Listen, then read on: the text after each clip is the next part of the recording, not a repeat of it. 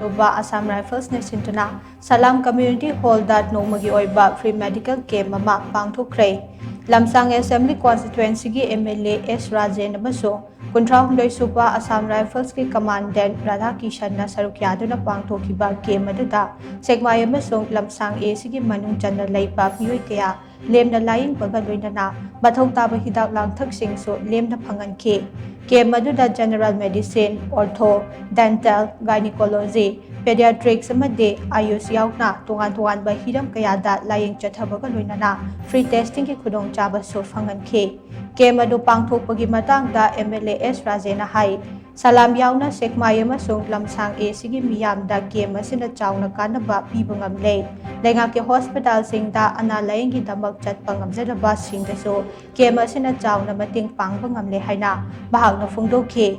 Nakalamaromda Kuntra Hundoi Suba Assam Rifles ki Assistant Commandant K Joyshri na hai Miyam Hakchang Fana Amade Tinjang Kaijang Dana Thamnabagi Pandamda Assam Rifles na paring nai na chatharakpa medical camp sing adugi sarukama oina camp ase pangthokpane ana ayek yaurokpada matam chana lenga ki hospital singda chatuna yengthokpagi khudong chaba phangdaba bioi singna thengnariba khudong chadaba sing adu kharamba khai ko khanba ngamnabagi pandamda camp ase sinbani haina mahakna makhata ki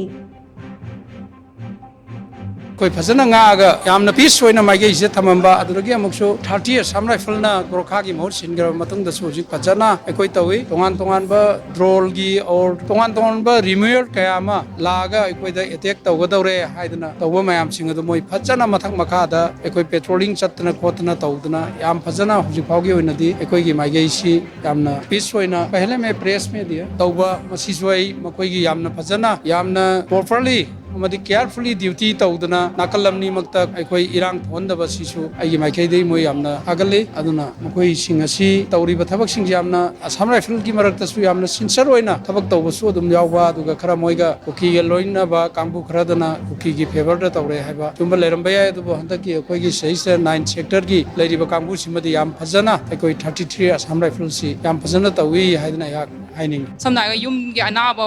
doctor हेक पाकम दब कइनोदि नोंगमगी समनागा सिददि labour गुम थबक सुबा खोदबा मी ओइबनिना मिसिंगदो कइनो लाकपसु ngमदे जेनिम्स के काददि समनागा नोंगमदो मै पेशा पुरा मांगदुनि मतमदो अदु सिदा अखोइना कय फ्री फैसिलिटी समना हारगा ब्लड टेस्ट के कार्ड तौनबा शुगर के कार्ड टेस्ट तौगे खोद के हाइद्रसु अदुगा प्लस मेडिसिन्स के काजु फ्री द प्रोवाइड तौइने अदुगा डॉक्टर ट्राइन थोइ मपानदगी डॉक्टर सिंगजु समना मुंबई दगी मोइ डॉक्टर्स के काजु लाइ मोइगी सिदा या प्रोवाइड तौजे एलोपैथी खतंग नतना होमियोपैथी की डॉक्टर के काजु यावरिनि मेडिकल कैंप तौरैसि नहान मोइना नंबोगी द लैबा relief camp चलगा including students college की